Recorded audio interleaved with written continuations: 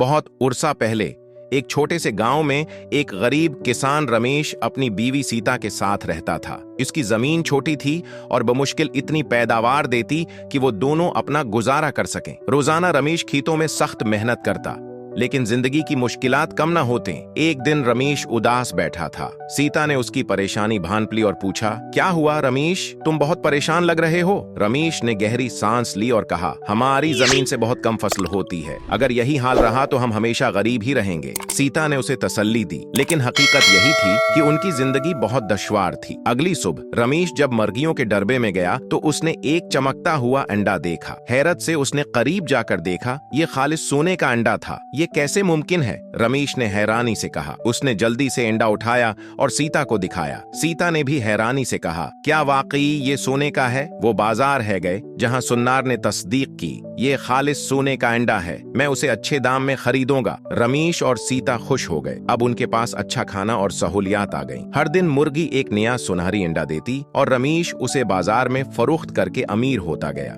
जल्द ही उसने एक बड़ा घर बना लिया, जमीन खरीद ली और 1000 रुपए का घर खरीद लिया। खुशहाल जिंदगी गुजारने लगा। लेकिन उसके साथ ही रमेश के दिल में लालच पैदा होने लगा। एक दिन रमेश ने सोचा, अगर ये मुर्गी रोज एक अंडा देती है तो उसके पीठ में कितने और अंडे होंगे। अगर मैं उसे काट दूं तो मुझे सारे अंडे एक साथ मिल जाएंगे। इसने ये ख्याल सीता से शेयर किया, लेकिन सीता घबरा गई। ये मत करो रमेश, अगर हमने गलती की तो सब कुछ खत्म हो जाएगा। सीता ने समझाने की कोशिश की, लेकिन रमेश पर लालच हावी हो चुका था। रात को रमेश ने चाकू उठाया और मुर्गी को मार दिया, लेकिन जब उसने पीठ चाक किया तो अंदर कुछ भी न था। ये क्या, रमेश ने चीख कर कहा। ये तो आम मुर्गी निकली। सीता दौड़ती हुई आई और जब उसने मंजर देखा तो रो पड़ी। मैंने तुम्हें रोका था, लेकिन तुमने मेरी बात नहीं सुनी, सीता ने कहा। उनके पास न तो अब कोई सुनहरी अंडे देने वाली मुर्गी थी, न ही कोई दौलत का जरिया। जल्द ही रमेश फिर से गरीब हो गया। एक दिन वो बैठा आसमान की तरफ देख रहा था